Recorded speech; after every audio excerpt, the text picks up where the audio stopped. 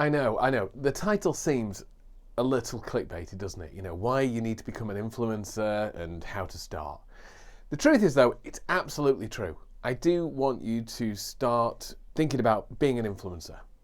I know, but not that kind of influencer. Not the one where, you know, I'm not going to teach you how to rent an Airbnb for a day to make it seem like you've got a mansion. I'm also not going to give you a dealer that can hook you up with a Lambo for an hour so you can take all your Instagram shots, or advise you to get all your mates to kind of withdraw all the money, throw it on a hotel bed, and then just lie there doing this, gang signs or whatever. I'm not going to tell you anything about that, but I do want you to become an influencer. So let's explore this a little bit more. Let's just look at the term influencer. I want you to start influencing people, your customers. Now, there's a lot of emotion around the word influence, persuasion, manipulation, that kind of thing. But you need to get into the habit of doing this, and here's why. So let me give you an example. So when I was a magician, one of the things I used to do, thinking that this was marketing, was throw up a post or a blog or a testimonial or anything like that. I just throw it up on social media or throw it up on my blog. I was creating content, and for me that was kind of ticking the non-aggressive marketing box. But the trouble was, I was giving good content and I was sharing valuable information, but I was never influencing my reader to do anything, to take the next step, to find out more, visit here.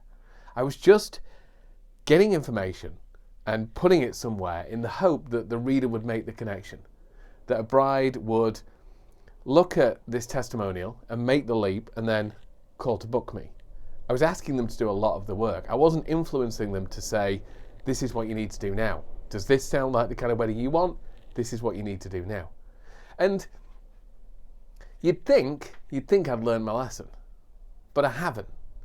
I'd love to be able to say that ever since I learned copywriting, this is something I now do, you know, automatically. I'm now perfect at this. But I'm terrible.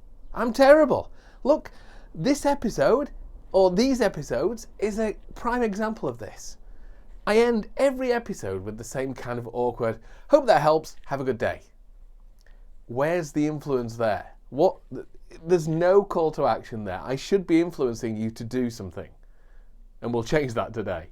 But there's no influence, there's no persuasion, there's no element of here's what you need to do now. And we probably all know businesses, maybe you're one as well, that do this kind of throwing up stuff into the world in blogs, content, videos, YouTube, podcasts, all this kind of stuff, in the hope that if we throw all this stuff out there, then people will go, oh, you seem like a good one, I'm going to call you. But we need to take the extra step of influencing them. And if influence or persuasion, or, you know, if that has a kind of evil word for you, if that has a kind of, it's rife with like evil connotations, think of it a different way. You need to shepherd them. You need to show them what to do next. Because when people come into your world, they're pretty clueless. They're looking to you for advice and guidance. That's why they're coming to you. You are the expert. So they need your help. They need you, and they need you to guide them. So don't be afraid of telling them what to do next. Don't be afraid of trying to persuade them to do something that is going to be to their benefit. Now, the problem comes when you try and influence and it's all about the money. You try to push them to something that isn't suited for them. It's the stereotypical salesman who tries to convince the person to upgrade their car or buy a fancier TV, or that they need this kind of course that isn't going to meet their needs. That's the kind of influence you probably should avoid. But if you're a trusted expert and you really care about your customer and you know something that will make their life better, get into the habit of showing them where it is. That's just like being a decent human being. Just be a decent human being. Shepherd your customer. So it's getting into the habit of, let's say me as a wedding magician, for example, or these videos, for example, I need to get into the habit of ending it by telling them what they need to do now, a call to action. And a call to action isn't, here's a link to my latest stuff. A call to action might be, so take those 2 or 3 ideas, sit down and have a think. Or it might be, go and have a chat with this, or check out this blog post for more information, or it could be anything. Just think, what is the next logical step? What do I want them to do? Is there anything I can point them to in my world that would help them get more out of this? That is the next logical step. And if the next logical step is, I've got a course for this, $47, it takes all the effort out of it, it's a complete guide to blah, blah, blah, then don't be afraid to show them that. You're just shepherding towards them. If this is something you're interested in, have a look. Let me know if you've got any questions. It's not salesy, it's not hypey. If you've got a genuine solution that they would happily pay for, then why not offer it to them? So that's the kind of influence I want you to get into the habit of. Don't just chuck content up in the hope that people are going to make the leap or that people are going to share it. You know, if you want people to share it, tell them to, but give them a reason why. If you want people to comment, give them a reason why. You know, my daughter watches these YouTubers and they'll say, oh, 57% of you aren't subscribed, so click the red button below. And you go, well, why? All they have to do is say, this is the first in a series of blog posts we're doing, this is the first in a series of videos we're doing. Make sure you don't miss out on any others because they really are useless unless you get them all together. Click the link below and you'll never miss anything. You know, get into the habit of telling them what you want to do. And it's just an easier way of marketing your business. And you can do the same stuff that you're doing at the moment, but just at the end, shepherd them.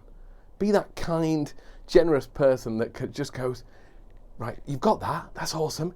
Now here's something else that's really useful. Just get into that kind of frame. So I can't end now with, hope that's useful, have a good day. So here's my influence to you. If you are that kind of business, and you are just kind of throwing stuff up on social media or blog posts or content or things like that, and you don't have a next thing for them to do, or you don't have something to point them to, think of one. It doesn't have to generate you any money, and it doesn't even have to be your stuff. You can point them to somebody else's stuff if it's going to be genuinely useful to them. But here's another ask. If you've got that down and you're okay with marketing and selling yourself and asking for the order, that kind of thing, think about the person that you know that isn't. The kind of person who's set up the business, maybe they're a freelancer, maybe they're an entrepreneur. They're really good at what they do. They really care about their audience, and you know they can make a difference, but they're terrible at selling themselves. They are this kind of person that just throws up stuff and hope that clients will come in. They don't really have a plan. They're just kind of, I'll post this to Facebook, I'll post this to LinkedIn, I'll post this as a podcast, and they're kind of ticking the boxes without any kind of idea of what's going to happen. If you know somebody like that, do them and you a favor by pointing them to this video. Just share it with them.